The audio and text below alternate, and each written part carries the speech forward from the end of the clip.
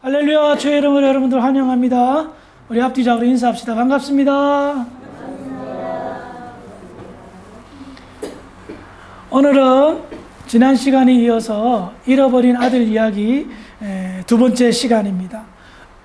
지난 시간을 우리가 요약해 보면 예수님이 세리들과 죄인들과 함께 교제를 나누고 식사를 하셨습니다.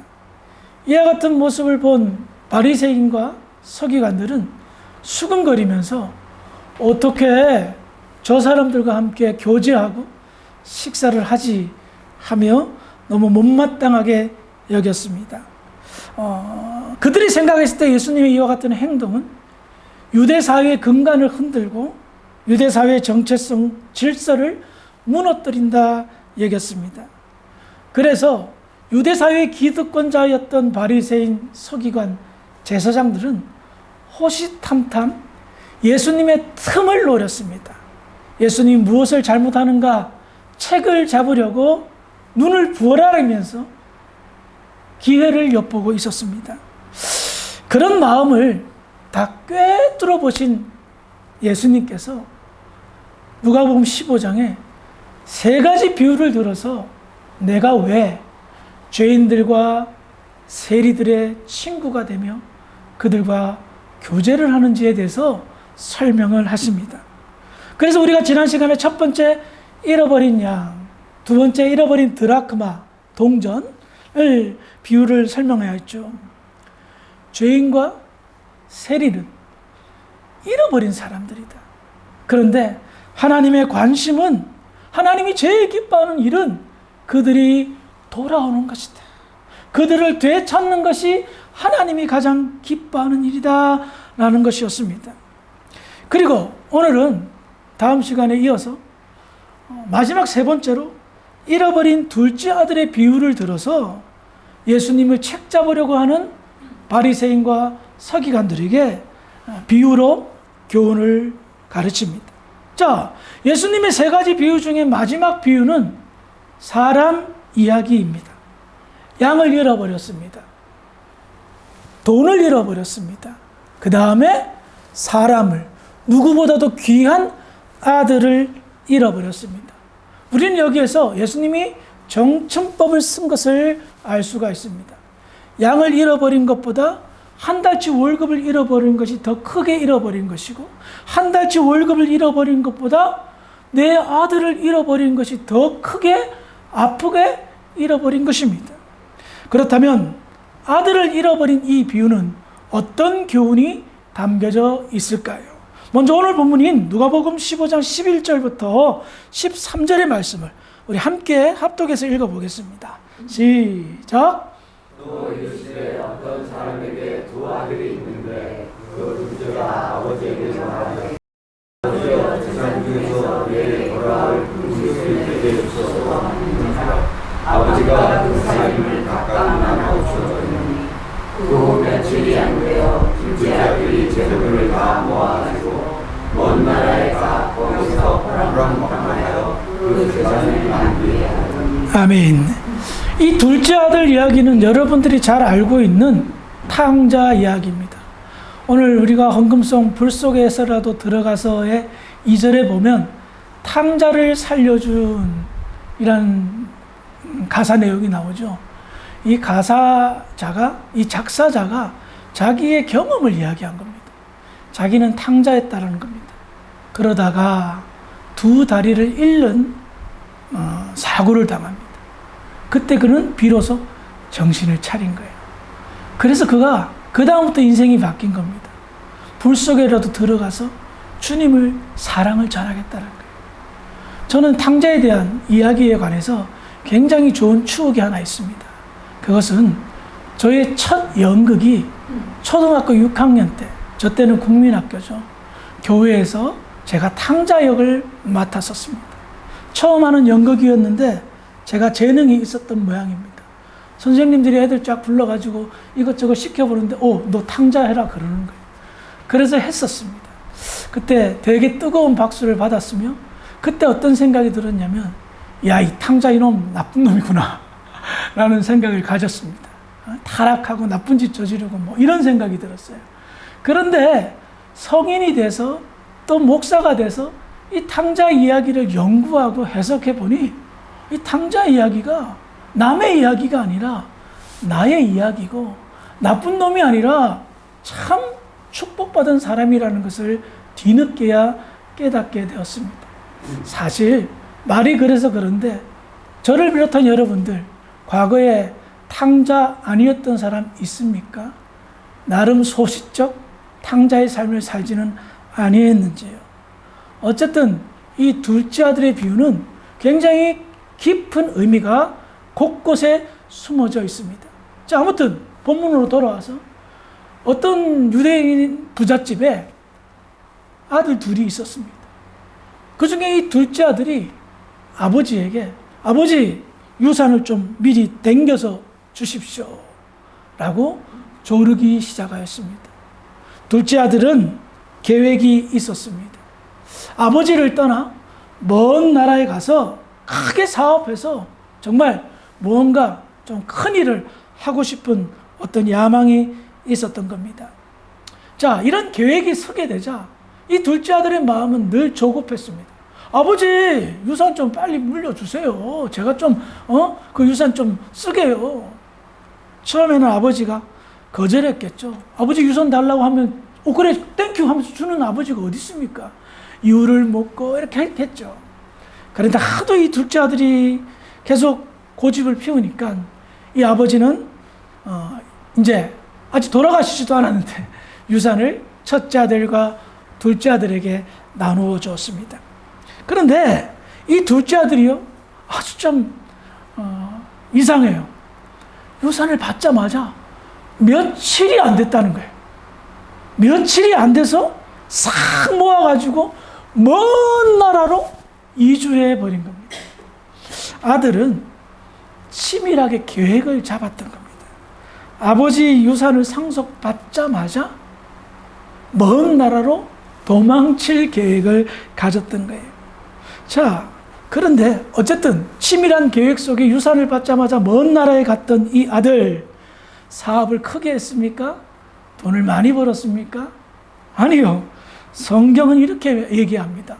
허랑방탕하여 그 재산을 낭비하였더니. 허랑방탕하여 그 재산이 뭐죠? 아버지로부터 받은 유산을 말합니다. 그가 먼 나라에 가서 제일 먼저 한 일은 돈을 펑펑펑 쓰는 거였습니다. 아버지 그늘 아래 살 때와는 완전히 딴 사람이 되었습니다. 아마도 이 둘째 아들은 아버지와 함께 사는 것에 답답함을 느꼈던 것 같습니다.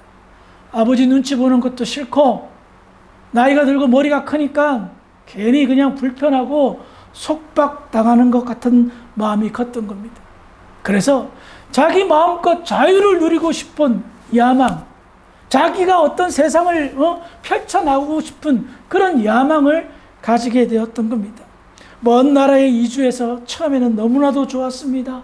아무도 자기를 알아봐주는 사람이 없기 때문에 그는 마음껏 자기가 생각했던 자유를 즐겼습니다. 그런데 자기가 생각했던 자유가 무엇입니까? 우리말로는 허랑방탕인데 직역하면 타락하여라고. 둘째 아들은 타락했던 겁니다.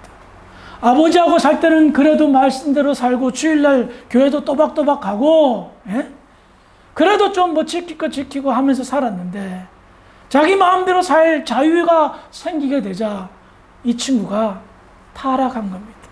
돈을 펑펑 쓰면서 마음껏 쾌락의 삶을, 정욕의 삶을 살았던 겁니다. 자기가 봤을 때는 자유를 누린다고 보죠. 그렇지만 성경은 둘째 아들의 삶을 허랑방탕한 삶, 타락의 삶이라 말하고 있었습니다. 자, 이와 같이 돈을 물 쓰듯 쓰면서 자기의 쾌락을 위하여 돈을 펑펑 쓰던 이 둘째 아들에게 위기가 닥쳤습니다. 누가복음 15장 14절 시작. 다 없앤 후 그 나라에 크게 흉년이 일어 그가 비로소 궁극합니다. 아멘. 이 친구가 먼 나라로 이주할 때의 이주 계획은 그 먼 나라가 어떤 나라인지는 모르겠지만 분명히 잘 사는 나라였을 것입니다. 풍요로운 나라였을 것입니다. 그래서 자기가 어떤 야망을 가지고 그 나라에 이주를 했는데, 돈을 가지고 이주했잖아요. 돈 없어서 깡통으로 이주한 게 아니라. 그런데 이 친구가 허랑방탕하여 계획된 사업이나 뭘 하지 않고 돈을 어떻게 했다고요? 다 없애버린 거예요. 유산이 굉장히 많이 받았을 것입니다. 왜냐하면 이 아버지가 상당히 부자인 걸로 성경은 표현하기 때문입니다. 그 많은 돈을 자기의 쾌락을 위하여, 정력을 위하여 다 없앴는데 때마침 그 풍요로운 나라에 어떤 일이 벌어집니까? 큰 흉년이 들었다라고 말합니다. 당시는 농경 사회였기 때문에 흉년이 들었다는 것은 국가적 위기 사태가 벌어졌다는 것을 말합니다. 풍년일 때야 인심이 좋죠. 먹고 살기 힘든 흉년일 때 인심이 좋겠습니까? 더군다나 이 친구는 지금 이방인이자 돈 한 푼 없는 빈털터리 거지나 다름없는 삶이 되었던 겁니다. 그가 씀씀이가 좋았을 때는, 돈이 많았을 때는 술 친구도 있고 놀 친구도 있지만 빈털터리가 되자 다 고개를 돌리는 거예요. 언제 봤다는지. 야, 나 배고픈데 밥 한 끼 먹게 돈 10원만 빌려줄래? 이 친구가 뭐야? 이 둘째 아들은 굉장히 큰 상처를 받았을 것입니다. 돈이 없으니까 사람 취급을 안 하는 겁니다. 그래서 궁여지책으로 누가복음 15장 15절입니다. 시작. 가서 그 나라 백성 중 한 사람에게 그가 그를 길로 보내어 교제를 시작하니. 여기에서 재미있는 표현이 하나 나옵니다. 어떤 표현이면 하면 부처사니. 이게 무슨 말이에요? 그 사람은 원하지 않았는데 무릎 꿇고 머리가 땅에 박고 그냥 빌었던 겁니다. 정말 잠만 좀 재워달라고. 기생충처럼 세균처럼 붙여 살게 되었다. 이방의 집에 가서 기생생활을 하였다는 것을 말합니다. 그런데 세상에 공짜가 어디 있습니까? 네가 우리 집에 붙여 사는 대신 우리 집에 돼지를 좀 쳐라라는 거예요. 그런데 여러분, 유대인에게 돼지를 치라라는 이 말은 너 나가 죽어라라는 말과 똑같습니다. 유대인들은 돼지를 먹지도 않고요, 만지지도 않고요, 가장 혐오하는 짐승입니다. 그래서 예수님 시대에 돼지가 귀신 들린 자를 갖다가 거라사인 그 사람들이 귀신 들린 자 돼지떼에 집어넣고 돼지떼가 다 몰살당했죠. 그때 그 지역에 유대인들이 돼지를 친 게 아닙니다. 로마 사람들이 먹기 위해서 돼지를 이렇게 쳤던 겁니다. 그러니 유대인들에게 돼지치라는 말은 나가 죽어라는 소리가 엄청나게 자존심 상하는 말입니다. 그런데 이 둘째 아들이, 그 부유했던 부잣집 아들이 먹고 살기 위해서 돼지를 치기 시작합니다. 참 자존심이 완전히 땅에 박힌 그런 상황이 된 거예요. 그런데 그가 돼지 먹는, 누가복음 15장 16절 볼까요? 시작. 그가 돼지 먹는 지역 열매로 배를 태우다 주는 자가 없느니라. 이 친구가 집에 빌붙여 사는 조건으로 돼지를 치지만 먹는 것까지는 보장을 받지 못했던 거예요. 근데 너무 배가 고픈데 그 누구도 돼지가 먹는 쥐염 열매. 여러분, 쥐염 열매가 어떤 건지 아세요? 보면 알 거야. 보여주세요. 여러분들 아마 골프장 가면 가끔 보는 거예요. 이런 게 있어요. 나중에 가셔서 한번 확인해 보세요. 이 쥐염 열매가 있더라고요. 이건 제가 먹어보지는 않았어요. 그런데 맛 없을 것 같이 보여요. 이거 뭐 죽 끓여서 먹으면, 돼지죽처럼 끓여서 먹으면 될지 모르겠는데, 그런데 이것조차 어떻게 해요? 먹지를 못했다라고 성경은 말합니다. 정말 비참한 신세가 되었습니다. 자, 여기에서 예수님은 왜 이 둘째 아들의 비유를 설명할까요? 그 첫 번째 교훈은 다음과 같습니다. 지금 이 둘째 아들은요, 바리새인과 서기관들이 혐오하는 세리와 죄인들입니다. 그들이 왜 세리로, 왜 죄인으로 낙인 찍혔습니까? 그 첫 번째 이유가 아버지를 떠났기 때문이라는 겁니다. 세리가 어떻게 됐든 연유가 모르겠지만, 죄인이 어떻게 해서 죄를 지어서 낙인 찍혔는지 모르겠지만, 가장 중요한 이유는 그들이 그 출발이 하나님 아버지를, 말씀을 떠나고자 하는 생각과 마음이 있었기에 그와 같은 상태가 되었습니다. 그래서 이 세리들과 죄인들은 세상이 어떻게 대우해 줬습니까? 세상은 그들을 차갑게 대우하였습니다. 돼지보다 못한 존재로 대우하였습니다. 왜냐하면 유대 사회에 필요 없는 존재이기 때문입니다. 둘째 아들이 먼 나라에서 필요 있었을 때는 자기가 돈을 펑펑 허랑방탕하였을 때였습니다. 하지만 돈이 없자 그는 그 사회에서 가장 필요 없는 돼지보다 못한 그런 존재로 전락했듯이 세리들과 죄인들이 그런 사람들이었던 겁니다. 그런데 이들 어땠어요? 처음에는 잘 몰랐는데 지나고 보니 이렇게 사는 것은 아닌데 라는 후회를 하게 되었던 겁니다. 누가복음 15장 17절입니다. 시작.